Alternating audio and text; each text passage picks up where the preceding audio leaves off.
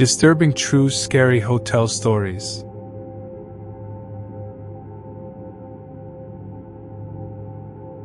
My grandfather was a police officer in Texas during the Great Depression. He passed away when I was young, so most of the stories about him were told to me by my father. Among all the stories, this one sticks with me the most. As you can imagine, the Great Depression forced many people to turn to crime to make ends meet.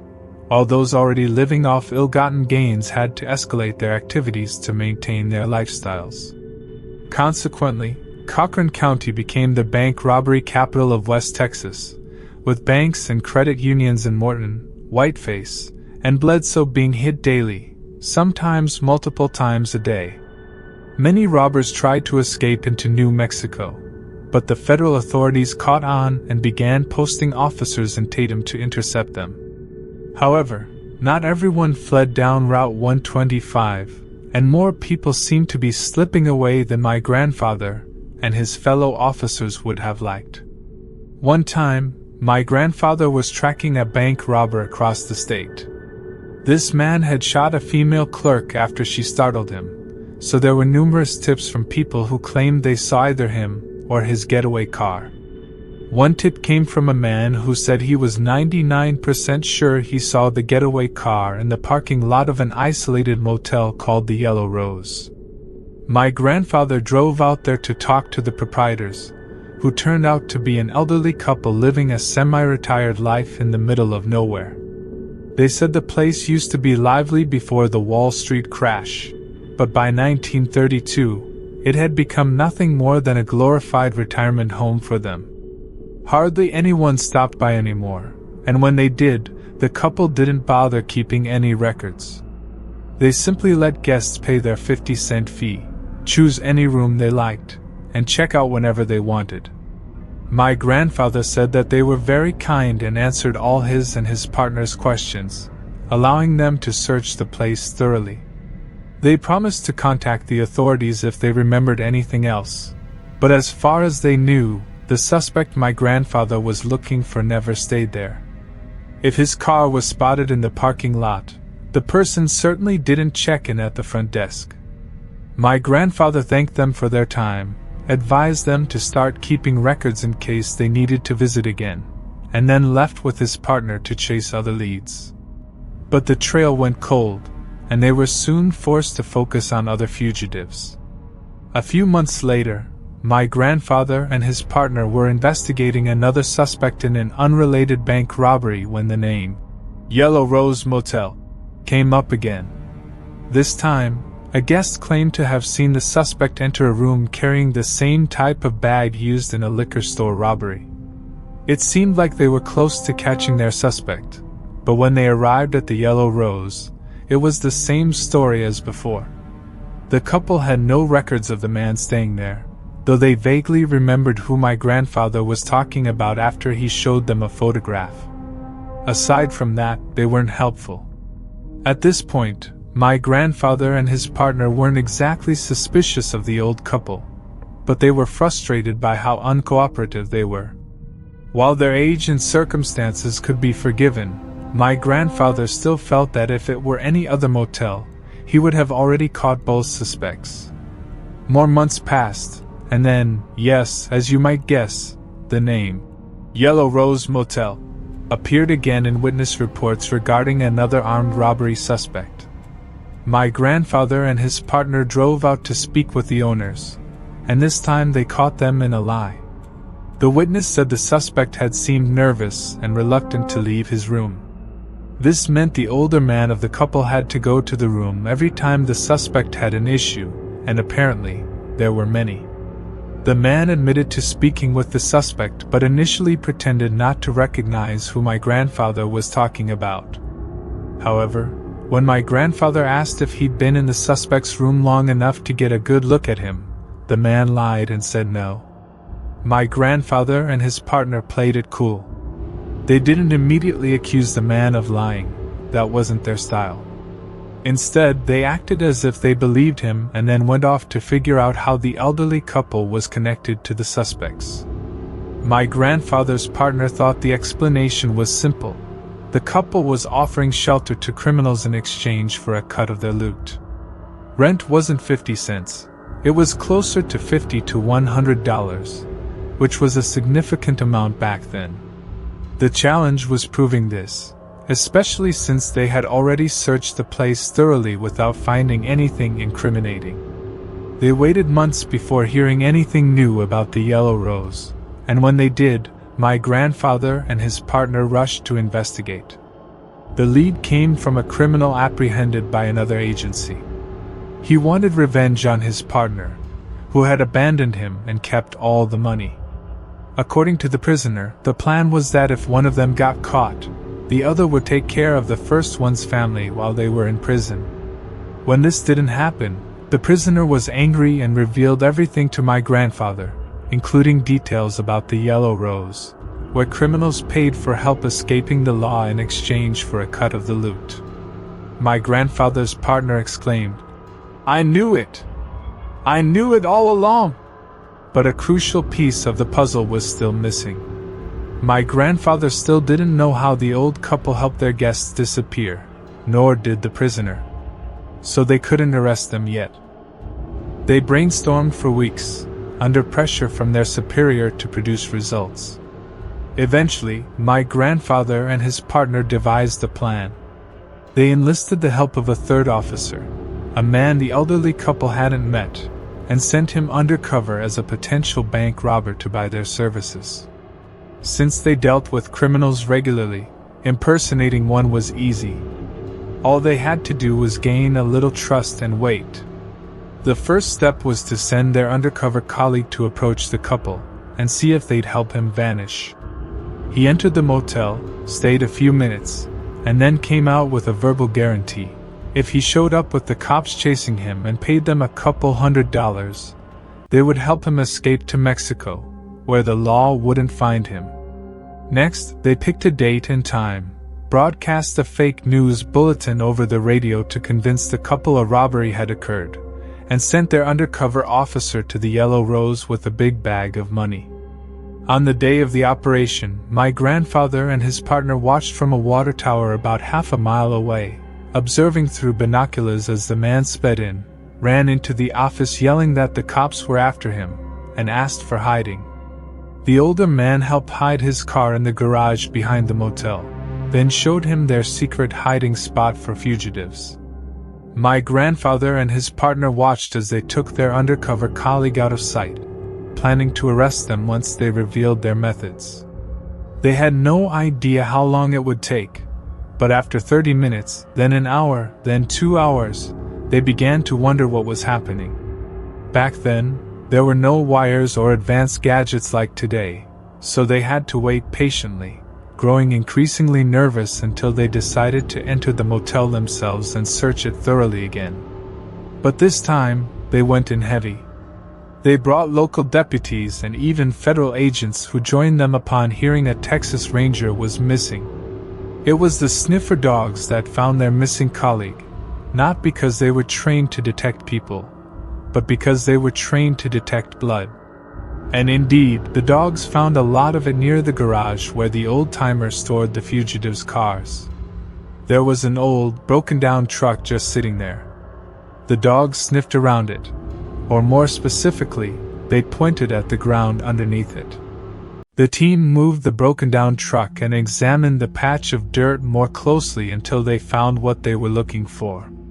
It was a carpet, or a sort of rug, and they had brushed dirt and rocks over it, so unless you walked directly on top of it, there was no way of knowing it was there. They pulled it back, and right there in front of them was a large iron hatch leading down into what could only be described as a bunker. Inside the bunker was what can only be described as a kill factory. There was a room with drains and hoses for cleaning blood, and another for processing bodies. But instead of disposing of the bodies in ways that no one would ever find them, they embalmed and preserved these bodies with a special varnish to stop the skin from rotting, kind of like a taxidermist would. Then, when the bodies were all waxed, dressed, and their hair combed, they posed the bodies in a small room as if they were all hanging out together. The worst part is, they weren't doing it for kicks. At least, the old couple claimed that wasn't the case. They said they felt bad for the people they killed. They only killed them because they considered them bad people, and they never would have harmed the officer if they'd known he was law enforcement. Unfortunately, the officer revealed his identity too late, and the old-timer hit him over the head with an axe. By the time the cops arrived to rescue him, the old-timer had already drained most of the blood from his body before beginning the preservation process. They couldn't bury the bodies on their property, not without drawing attention, so they did what they considered the next best thing. They created a kind of memorial where these bad men could hang out in a nice room with books, a record player, and a poker table. They bought all that stuff with the money they got from the criminals. They saw it as the least they could do, considering they murdered all those men. It wasn't just the 3 men my grandfather was looking for. They had killed 4 more criminals who had stolen money, and they'd been doing this for years. It was a huge story in Cochrane County at the time, but it never gained national attention because there was no big trial to play out on camera. The older man had a heart attack in his prison cell, and it turned out his wife was dying of cancer anyway. She passed away in her sleep before they could even arraign her. My father said my grandfather never got over sending his fellow officer in there first. He always said it should have been him, and I think that's why he drank so much, which is why he passed away when I was young. In the end, that old couple played quite a significant role in my family's history. It's a terrible thing to consider, even worse when you remember they thought of themselves as good people.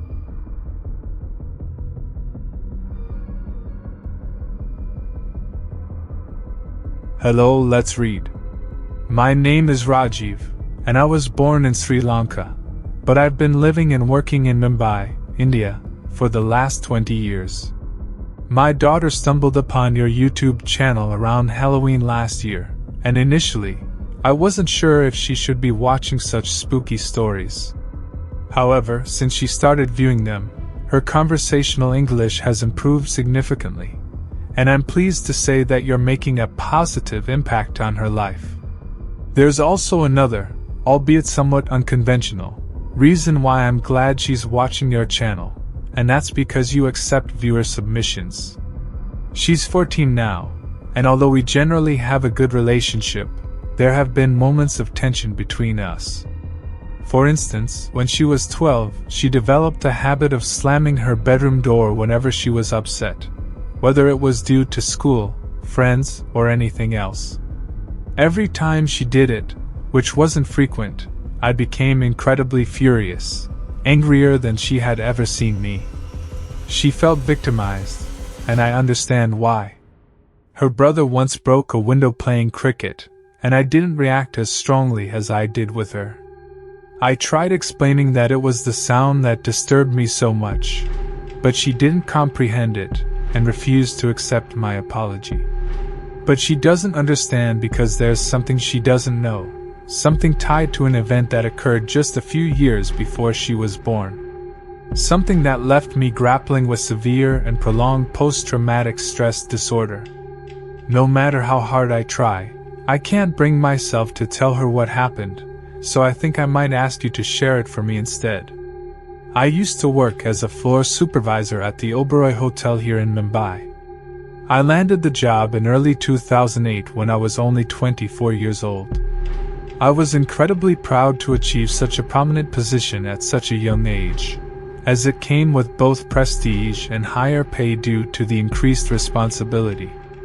While it could be stressful at times because my bosses were demanding, it allowed me to seriously consider starting a family, as my salary and accommodations made me a desirable bachelor. After nearly a year of working there, I envisioned staying for a long time. But then, one night, everything changed. It was around 9:30 p.m. when it began. The hotel was bustling with guests and staff, and we were all busy. It was just another typical evening. Suddenly, we heard what sounded like firecrackers coming from the lobby downstairs. But our confusion quickly turned to sheer terror when we realized it wasn't firecrackers, it was gunfire. And our fear only intensified as the sounds grew closer. I was in the lobby when I saw people running, their faces etched with panic. I remember the distinct smell of gunpowder filling the air. I recall crouching behind the reception desk, my heart racing uncontrollably. Amidst the chaos, I could hear guests screaming as they struggled to make sense of the situation. These attackers were members of a group called Lashkar-e-Taiba, a militant organization based in Pakistan. After forcing their way into the hotel, they began firing indiscriminately. They carried automatic weapons, and their bullets tore through marble and wood. The destruction caused by just a few bullets was horrifying. They devastated that hotel. They were part of a group of 10 attackers who arrived in Mumbai by sea, more like a commando operation than a terrorist attack. Instead of targeting military, police, or infrastructure, they aimed solely at innocent, unarmed civilians. From my hiding spot, I saw some of my colleagues lying on the ground, and I couldn't tell if they were taking cover or injured. Then I noticed one of the attackers, dressed in black with a backpack, firing at the chandeliers and laughing as the glass shattered. That's when I realized they were insane, possibly high on drugs or something similar, because they were shooting at anything, perhaps out of frustration due to fewer people being present in the lobby that evening. I managed to call emergency services and whispered our location and the situation to the dispatcher, pleading for help as quickly as possible. The next thing I did was the only action I could think of to prevent further loss of life. I ventured back into the hotel's corridors to guide guests toward the staff passages and away from the gunfire. You see, the attackers weren't shooting randomly. They were methodically moving through the hotel, searching for foreigners.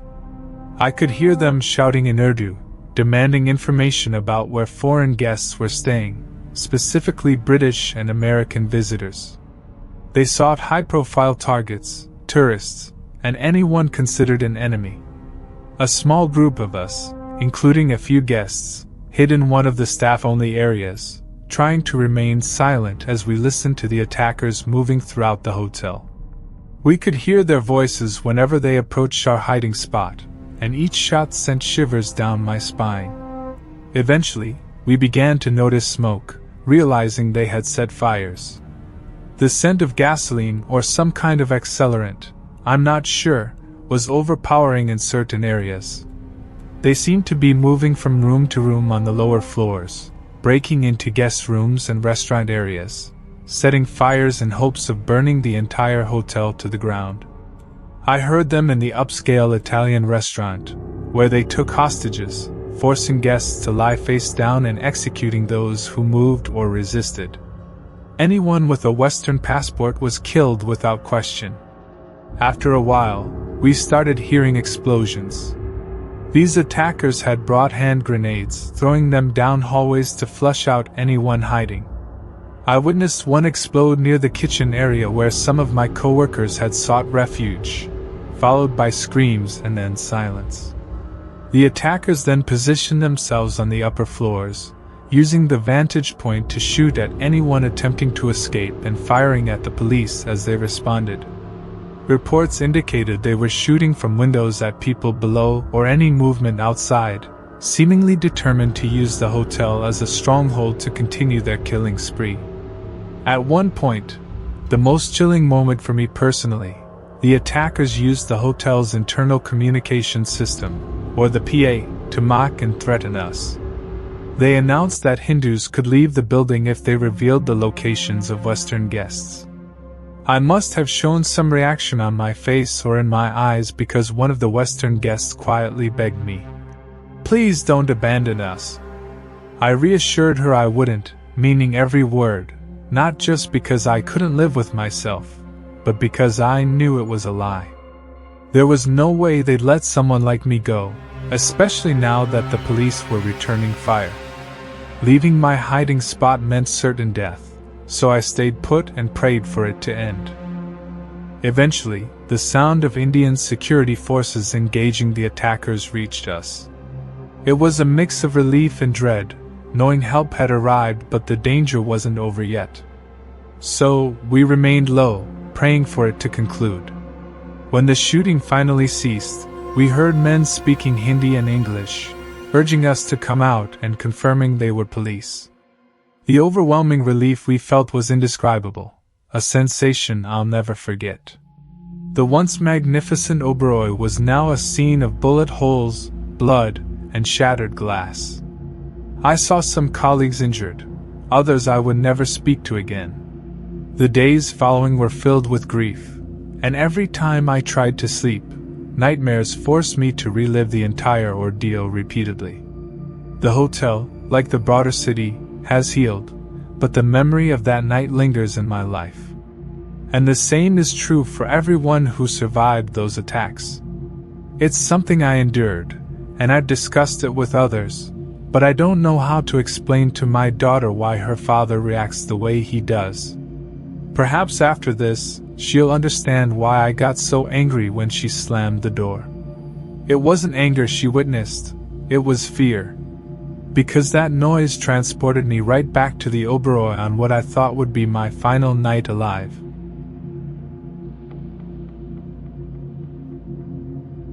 Many years ago, I decided to take a road trip from Florida to Arizona to visit my adopted uncle, Mark.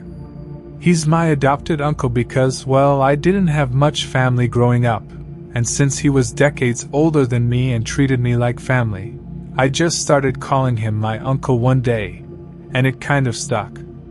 We first met when we were living in St. Petersburg, but he developed respiratory issues as he aged and moved to live with an old friend of his in the drier climates near Phoenix.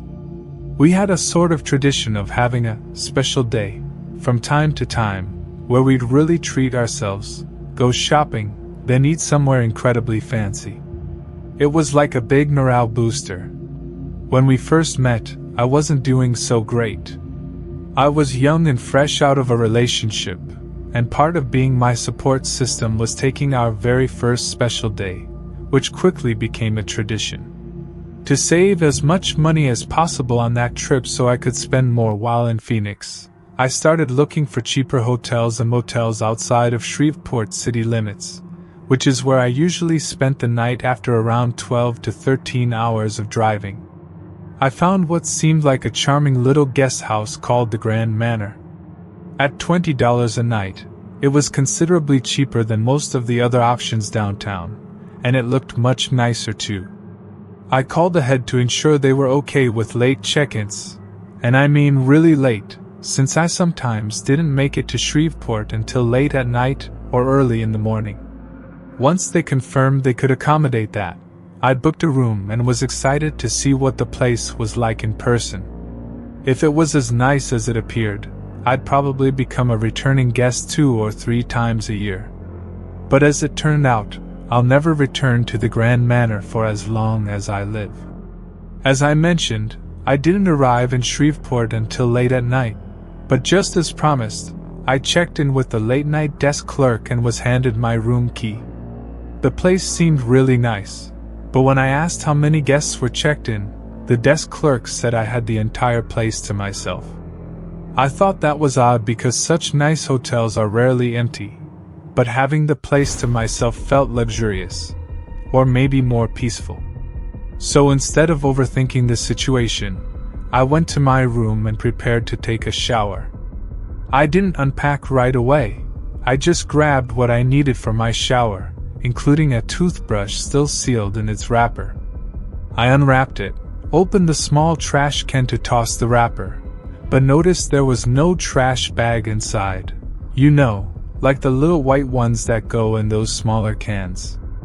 I considered heading back to the check-in desk to ask the night clerk for one, but then I remembered I had a small bag from CVS where I bought my travel toiletries, so I decided to use that instead.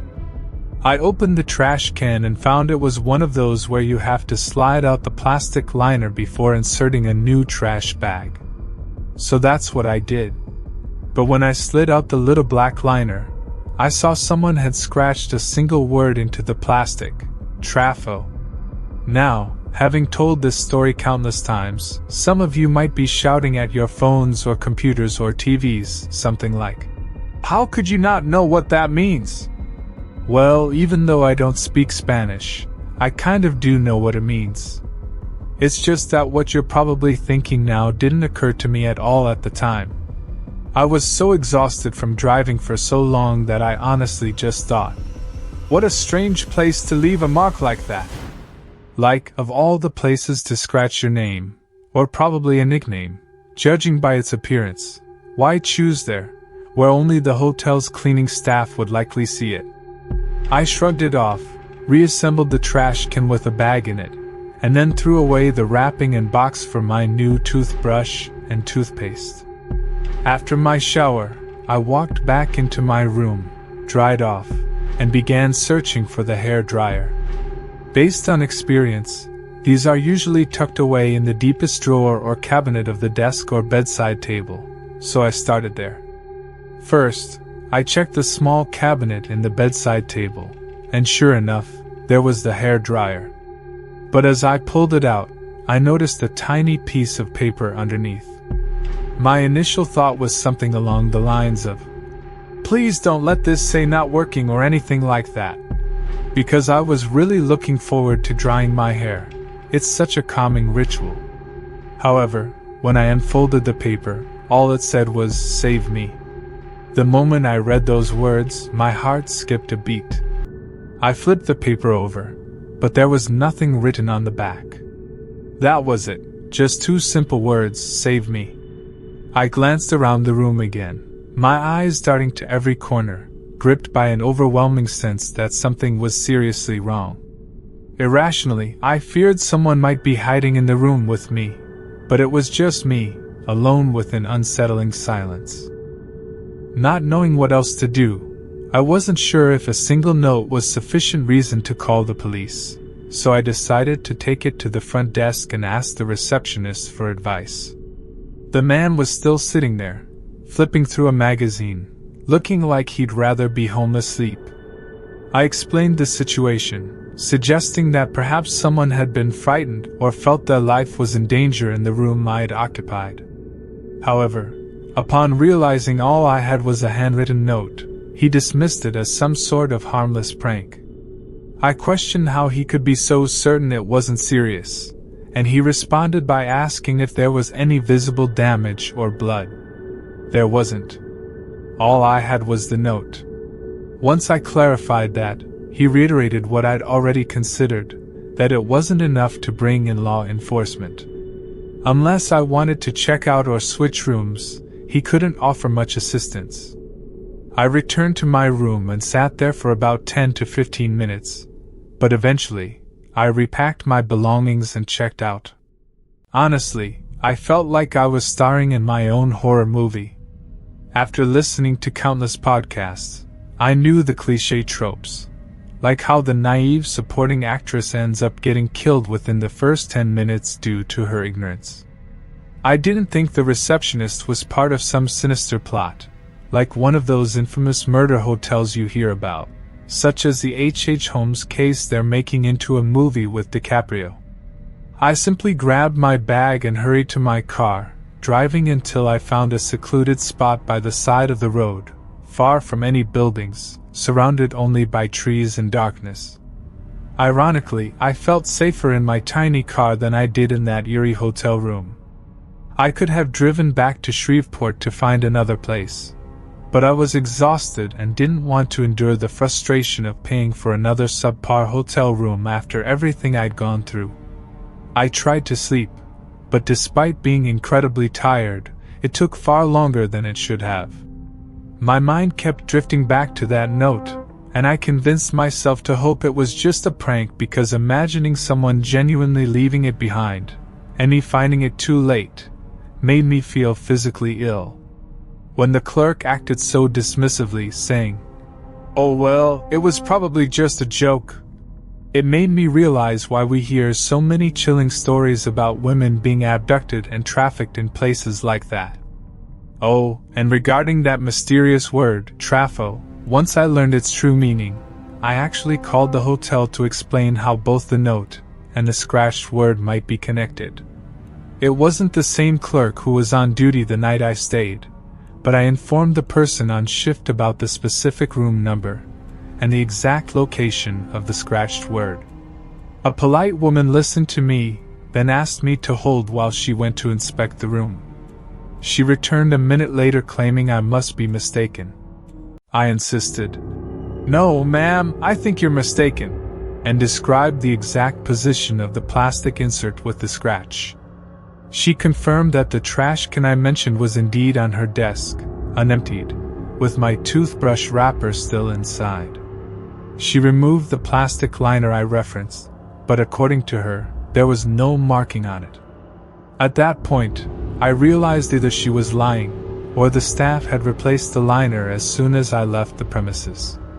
Either way, I wasn't getting anywhere with her, so I thanked her and hung up, continuing my journey toward Albuquerque. When I finally reached my destination, I recounted the entire story to Uncle Mark. He eased my confusion and fear with 5 simple words: "You did the right thing." Whether it was just a prank or not, I handled the situation appropriately by alerting the clerk and leaving when I felt unsafe. It's possible the person who wrote the note had done so long before I arrived, meaning their predicament might have resolved itself by then. Uncle Mark helped me process everything, putting it into perspective and allowing me to feel slightly better afterward. While I wouldn't say I'm haunted by the experience, since I can't confirm exactly what happened that night, I still occasionally wonder if I stumbled upon something deeply disturbing, merely scratching the surface of whatever goes on at that hotel.